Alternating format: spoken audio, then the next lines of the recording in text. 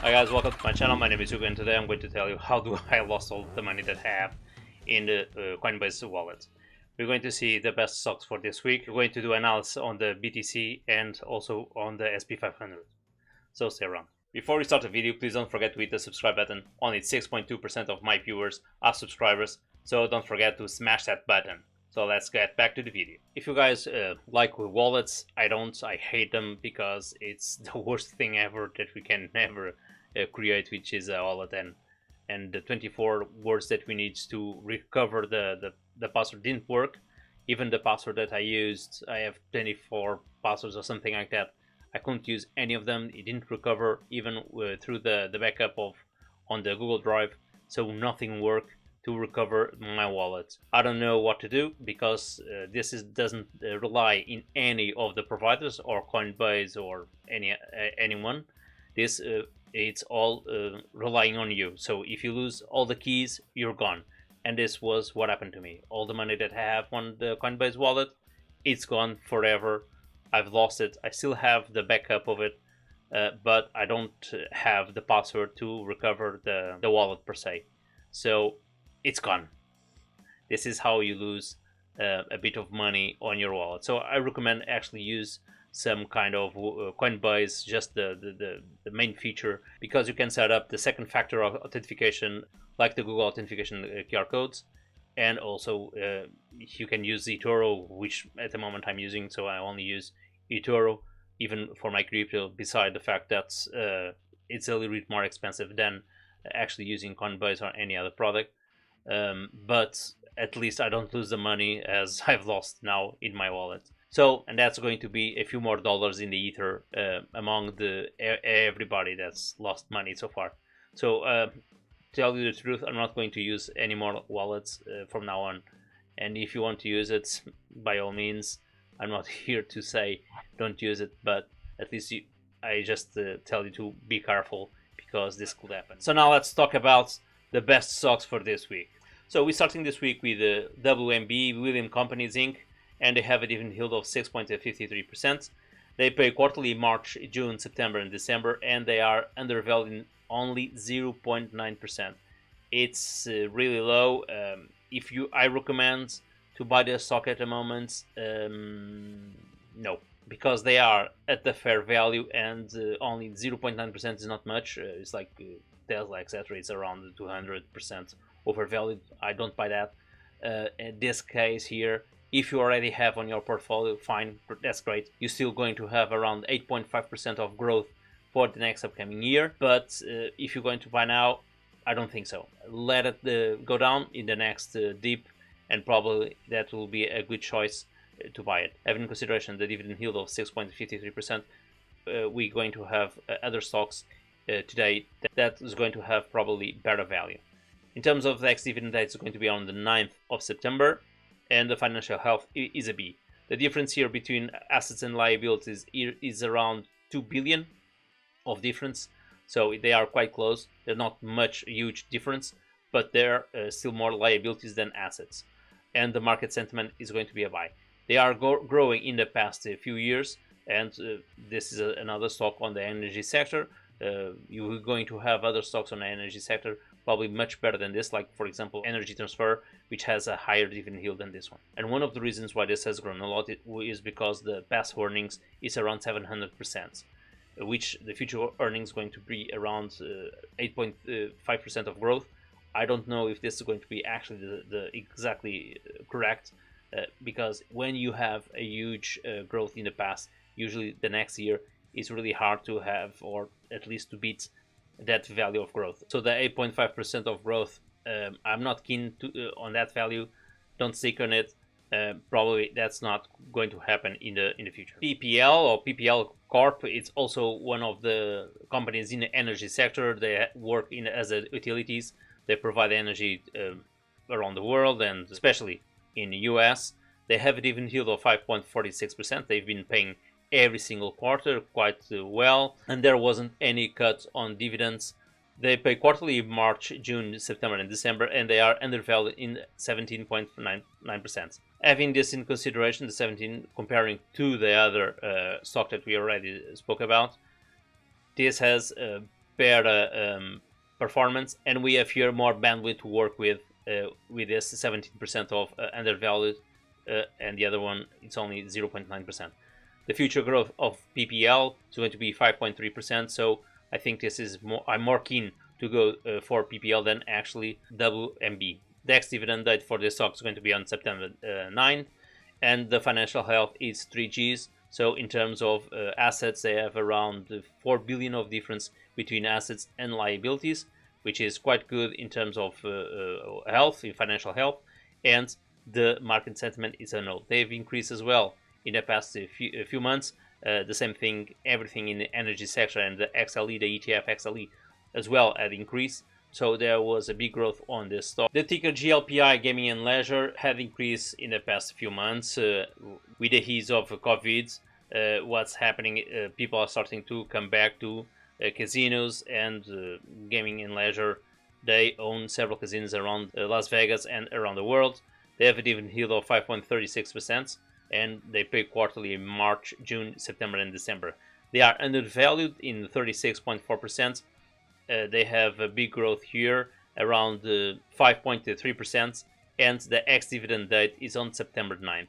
So there's still a good opportunity to buy this one. The financial health is only a G, because in terms of liabilities and assets, they have a difference of 600 million between assets and liabilities. In terms of the market sentiment, is going to be old, and this is a good stock probably to get on your portfolio, because we have an estimation growth of 5.3% and they still undervalued, which give us more room to grow. So now let's level look into the market with the SP500 and the Bitcoin. So regarding the SP500, we're having here the same trends that we've seen here in the past month. Around the beginning of the month, we're seeing here still some resistance around the $4,535. We're probably going to reach the next level. It's going to be the 4,600s, but to reach their points, it has going to take a bit. We had a positive 2 weeks, so have in consideration this and seeing through here, we're starting now to see the MACD. The curve is now starting to go this way. So I think we're going to have a negative week, and we're going to start to see a bearish market instead of a bullish market that we have seen so far. In terms of volume, we are still not increasing the volume.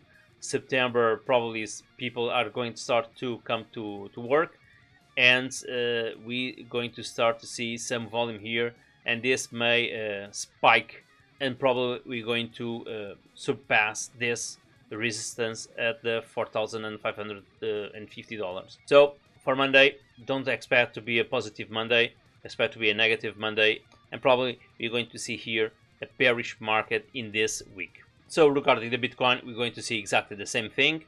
We had a really positive week, and now we're starting to see a trend of a bearish market in the next week. Don't think this is going to be positive for the next upcoming week.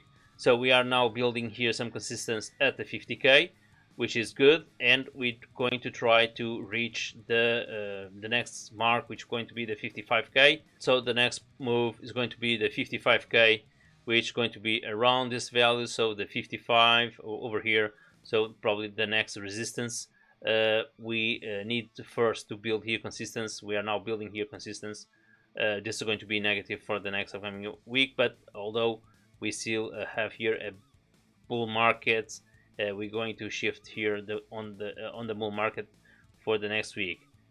But I don't count on that, because we had a really positive week, and usually when I have a positive week, the next week is going to be bad as usual. Let's build here some consistency, and then we go for the next resistance line, which is going to be the 55k. So if you want to copy all my trades, you can do it by go to eToro and just search my nickname by Knight, and you can copy all my open trades. I recommend to copy at least with $1,000, which is the minimum. Actually, the minimum is 500. But if you want to have more gains and get more dividends, more you invest, better return you're going to get.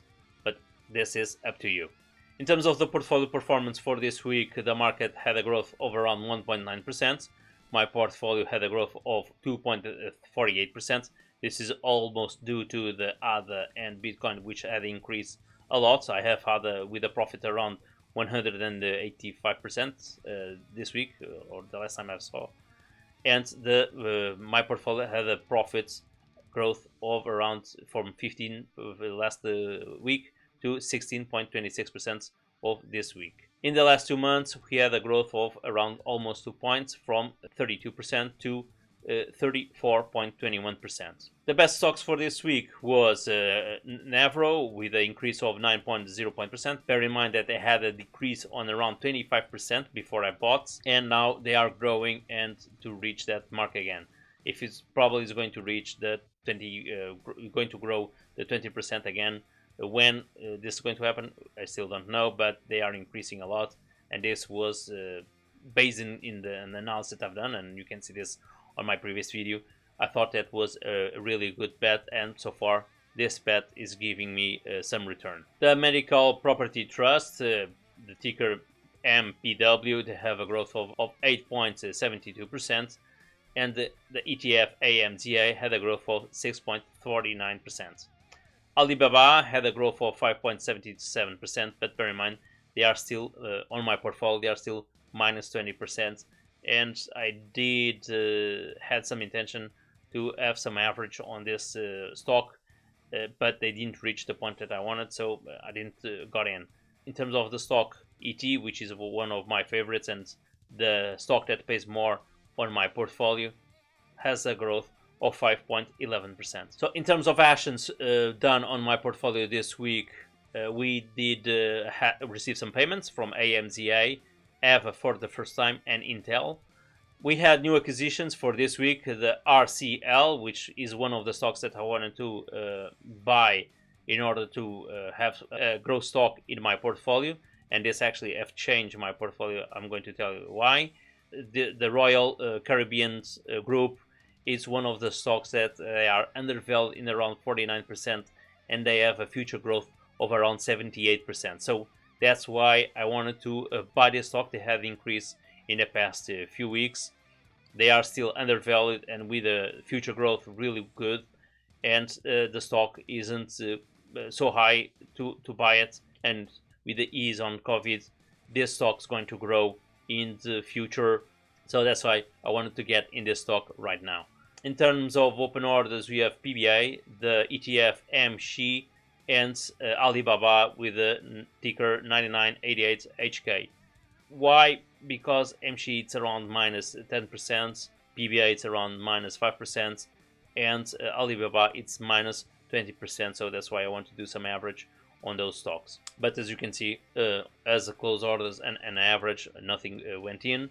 So because I've went to a specific value and they didn't got it at that value. In terms of the top payers, it's still Energy Transfer, and the top dividend yield is QIOLD with 11.80%, which is one of the stocks on my portfolio which higher dividend yield. The portfolio is undervalued now in 42.1%, which had the increase of 1% since last week. And in terms of the future growth, this was the biggest change because of the acquisition of the Royal Caribbean.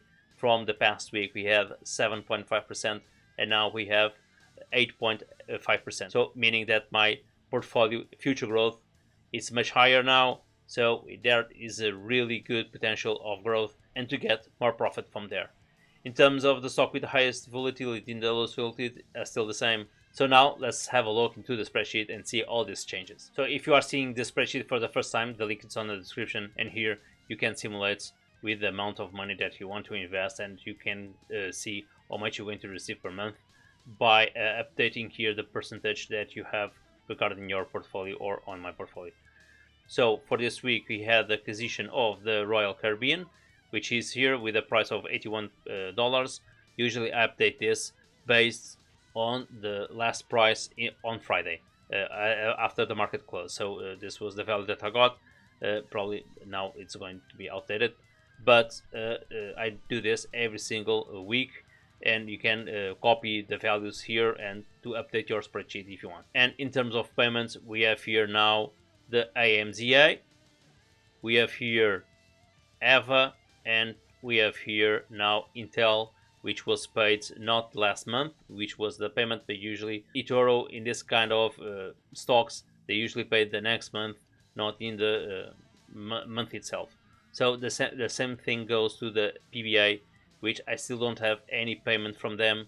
I'm hoping during this month, the end of this month, we start to have payments for PBI. So we have here all the payments, which is going to be around an average of $12.88, and here we're going to have the diversification of our portfolio. So in terms of the ETFs, we have around 23.9%. In terms of the US stocks, we have 56.5%. In terms of UK stocks, we have 8.7%. In terms of crypto, I only have ADA and Bitcoin, it's going to be 4.3%. In terms of Chinese stocks, we're going to have 4.3%. And in terms of balance, we have 2.2%. Regarding growth versus dividends, so my portfolio is divided in 68.9% as dividends and 31% has growth. Bear in mind that here I have in consideration as well some ETFs and stocks. Okay, once again, I hope you enjoyed the tips for this week. Don't forget with the subscribe button and the like. That's going to help me with the YouTube. It's going to help me with the YouTube algorithm. And once again, guys, thank you. Cheers and see you next week. Bye bye.